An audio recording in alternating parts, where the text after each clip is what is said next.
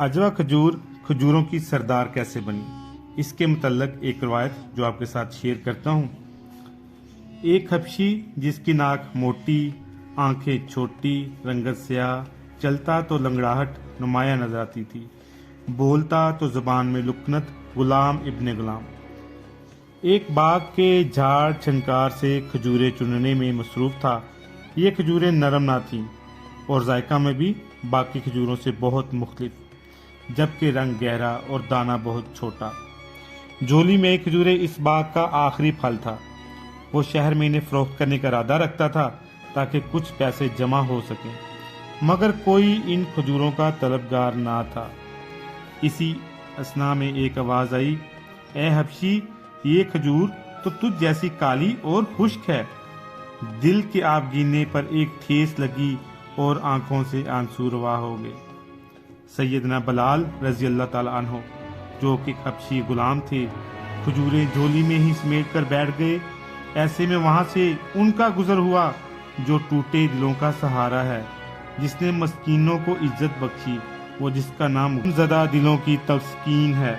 जी हाँ, वही मोहम्मद सल्लल्लाहु अलैहि वसल्लम, जो दो जहानों के सरदार हैं।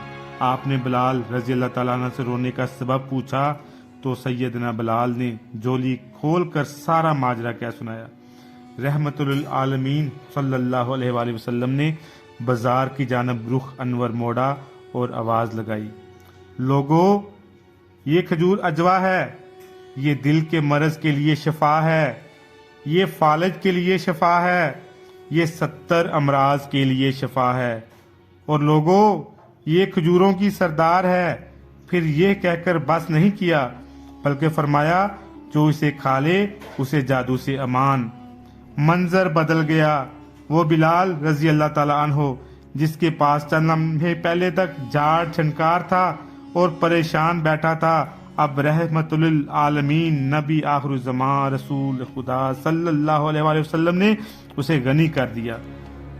फिर तारीख बताती है, रावी लिखते हैं कि लोग बिलाल की मन्नतें करते, पीछे भागते कि हमें और अजवा खजूर दो, और अजवा खजूर दो।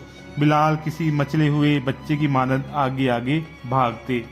तारीख गवाह है, वो जिसे कभी दुनिया झाड़ छनकार समझ रही थी, बिलाल रजी अल्लाह ताला अन्हो की झोली में आकर और मुस्तफ़ा करीम सल्लल्लाहु अलैहि वसल्लम की ज़बान मुबारक का सदका खजूरों की सरदार है।